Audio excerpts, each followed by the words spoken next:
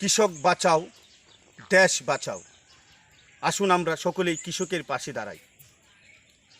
আমি মাননীয় প্রধানমন্ত্রী কৃষক রত্ন আমার নেত্রী জননেত্রী শেখ হাসিনার কাছে আবেদন জানাবো, কৃষকরা যেন তার ন্যায্য মূল্য পায়, ধানের যেন ন্যায্য মূল্য পায়।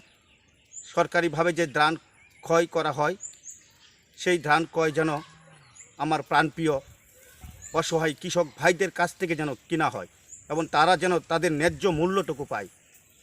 আমি মাননীয় প্রধানমন্ত্রীর কাছে আবেদন জানাবো, আসুন কৃষকের পাশে দাঁড়াই, কৃষকের কথা বলি। কৃষক বাঁচলে দেশ বাঁচবে। আসুন আমরা কৃষকদের ধান কেটে মাড়াই করে ঘরে তুলে দিই। এই প্রচণ্ড রোদের মধ্যে আমি আমার প্রাণপ্রিয় কৃষক ভাইদের কাছে আবেদন জানাবো, আপনারা নিজেদের স্বাস্থ্যের প্রতি খেয়াল রাখবেন, সবসময় বেশি বেশি করে পানি পান করবেন, সুস্থ থাকবেন, সকলেই ভালো থাকবেন, সুস্থ থাকবেন।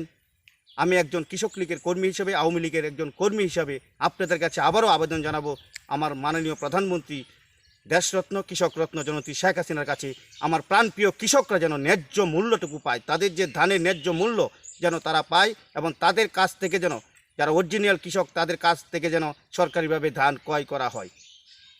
জয় বাংলা, জয় বঙ্গবন্ধু।